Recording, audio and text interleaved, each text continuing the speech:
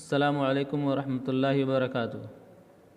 مضمون سائنس، جماعت ہشتم، مضمون سائنس، برج کورس کا سرگرمی نامہ 16۔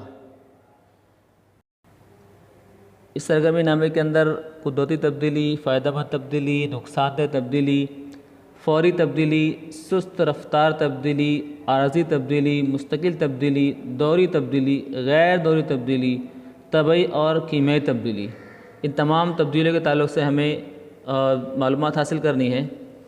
تو آئیے ہم دیکھتے ہیں کہ کیا چیز ہوتی ہے۔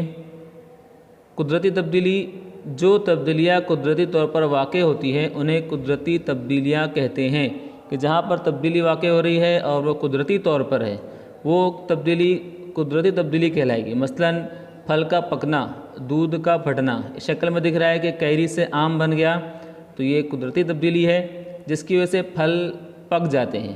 اب فائدہ مند تبدیلیاں، ایسی تبدیلیاں جو ہمارے لیے فائدہ مند ہوتی ہیں انہیں ہم فائدہ مند تبدیلیاں کہتے ہیں۔ مثلاً پینسل کی نوک بنانا، روٹی سیکنا، کھانا پکانا، یہ ہمارے لیے فائدہ مند تبدیلی ہے کہ ہم پینسل کی نوک کرتے ہیں، روٹیاں سیکتے ہیں یا کھانا پکاتے ہیں۔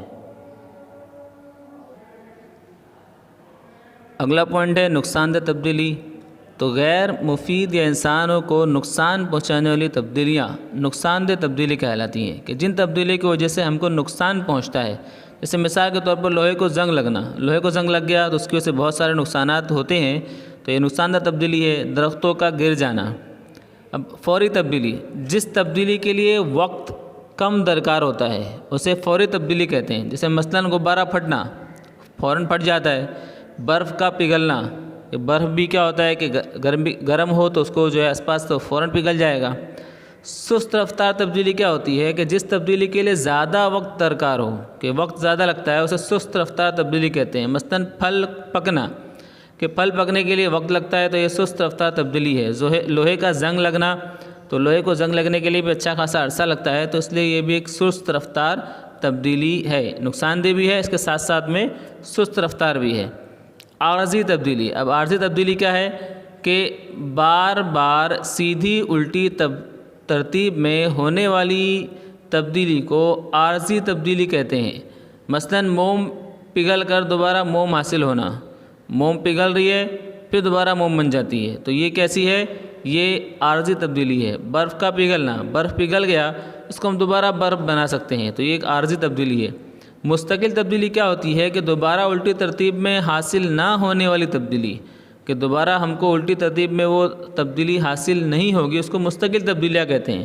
مثلاً دودھ کا دہی میں تبدیل ہونا، ایک بار دودھ دہی بن گیا تو اس سے دوبارہ ہمیں دودھ واپس ملنے والا نہیں۔ لکڑی کا جل کر راکھ ہو جانا، تو راکھ سے دوبارہ ہمیں لکڑی ملنے والی نہیں، تو یہ مستقل تبدیلی ہے۔ اب دوری تبدیلی، ایسی تبدیلیاں جو ایک مقررہ وقفے کے بعد بار بار واقع ہوتی ہیں، کہ ایک مقررہ وقفے کے بعد کیا ہوگا کہ بار بار واقع ہوتی ہے، دوری تبدیلی کہلاتی ہے۔ مثلاً دن اور رات، یہ دور ہے، ایک مقررہ وقفے کے بعد آج دن بھی ہوتا ہے، بعد میں رات بھی ہوتی ہے۔ موسم کی تبدیلیاں، یہ بھی یہی دور ہے، اس کا چلتا رہتا ہے۔ سمندر کے مد و جزر، یہ بھی دوری تبدیلی ہے، کہ ایک وقت متعین کے حساب سے مد و جزر آتے رہتے ہیں۔ اب غیر دوری تبدیلی، ایسی تبدیلی جو واقع ہونے کے بعد دوبارہ کب واقع ہوگی ہم لوگ اس کو یقین سے نہیں کہہ سکتے، کہ جو تبدیلی بھی ہو گئی وہ دوبارہ کب ہوگا ہم اس کو یقین کے ساتھ میں نہیں کہہ سکتے۔ اگر واقع ہو بھی گئی تو دونوں تبدیلیوں کے درمیان کا وقفہ مساوی نہیں ہوتا، ایک تو کب واقع ہوگی ہم بول نہیں سکتے، اور ہو بھی گئی تو اس کا وقفہ مساوی نہیں رہے گا، یہ غیر دوری تبدیلی کہلاتے ہیں۔ مثلاً سیلاب آنا، جیسے بھی پچھلی دفعہ جب سیلاب آیا تھا، اب سیلاب اگر آیا ہے تو اس کے درمیان کا وقفہ ہے، آئندہ کب آئے گا اس کے بارے ہم لوگ نہیں کہہ سکتے۔ اگر ابھی 4 سال بعد میں آیا تو آئندہ بھی 4 سال بعد میں آئے گا، ایسا ضروری نہیں ہے، وہ قدرت پر ڈیپینڈ ہے، وہ کبھی بھی آ سکتا ہے، آئندہ سال بھی یا پھر اس کو برسوں کے بعد بھی وہ نہ آئے، تو یہ غیر دوری تبدیلی ہے۔ درخت پر بیٹھے پرندے کا اڑ جانا، وہ غیر دوری ہے، اڑ گیا تو اڑ گیا، اب دوبارہ لوٹ کر کب آئے گا وہ ہم نہیں کہہ سکتے۔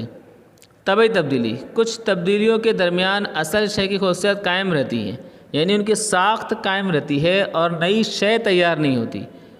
وہ تبدیلی تو ہوئی لیکن ان کی ساخت جو تھی وہ باقی تھی.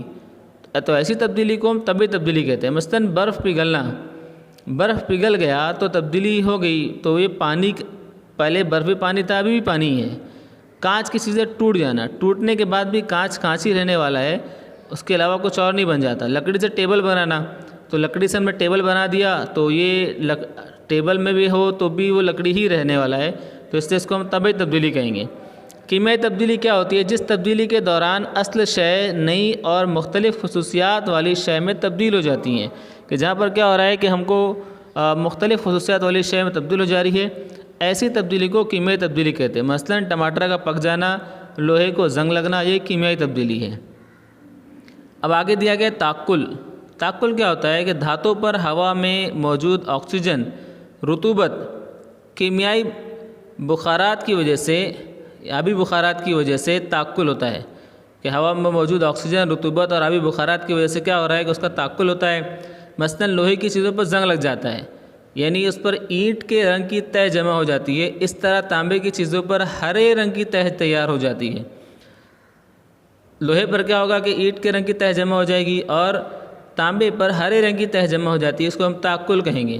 اب تعقل سے اگر ہم کو بچانا ہے تو دھاتوں کو زنگ لگنے سے بچانے کے لیے ان پر رنگ، تیل، گریس، وارنش وغیرہ کی پتلی تہ چڑھاتے ہیں. یا جستانہ. جستانہ کیا ہوتا ہے کہ لوہے کی چیزوں پر جست کی پتلی تہ چڑھائی جاتی ہے، اسے جستانہ کہتے ہیں کہ اس پر جست کی پتلی تہ چڑھاتے ہیں. کلئی کرنا. پیتل کے برتنوں پر کتھل کی تہ چڑھاتے ہیں، اسے کلئی کرنا کہتے ہیں. کہ ان برتنوں پر کیا کرتے ہیں کہ ہم کتھل کی تہ چڑھا دیتے ہیں.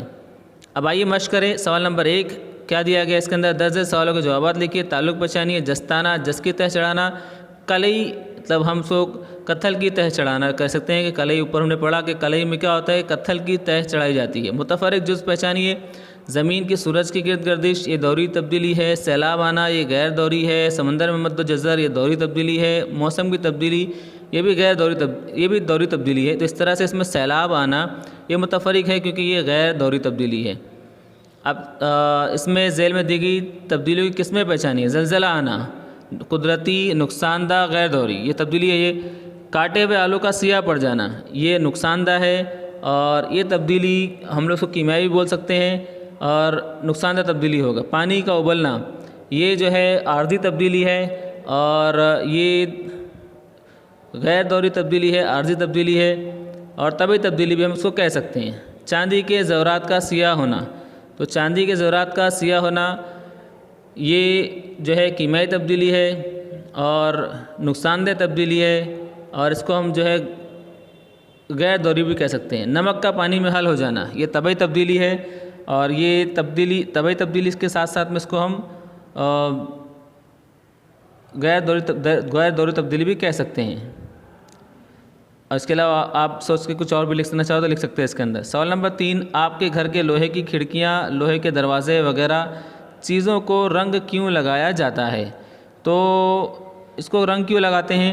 تو ہم لوگ کہہ سکتے ہیں کہ لوہے کی جو چیزیں ہوتی ہیں ان پر ہوا کی آکسیجن، رطوبت اور آبی بخارات کی وجہ سے زنگ لگنے کا خدشہ ہوتا ہے اور ان کا تعقل ہو جاتا ہے، ان پر زنگ لگ جاتا ہے. تو ان کو زنگ لگنے سے بچانے کے لیے گھروں کے لوہے کی کھڑکیاں، لوہے کے دروازے وغیرہ چیزوں پر ہم رنگ چڑھا دیتے ہیں، رنگ لگاتے ہیں.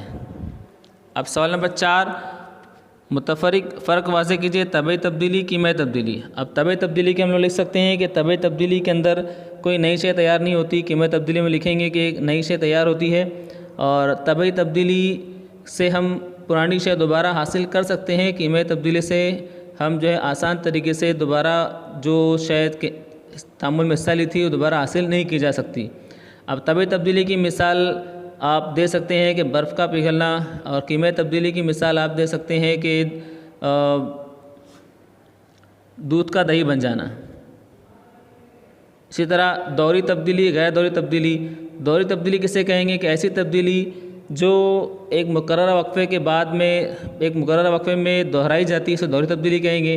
اور غیر دوری تبدیلی کہتی ہیں کہ اس پہ ایک بار واقع ہو جانے کے بعد دوبارہ کب واقع ہوگی اس کے بارے میں متعین طور پر کچھ نہیں کہا جا سکتا.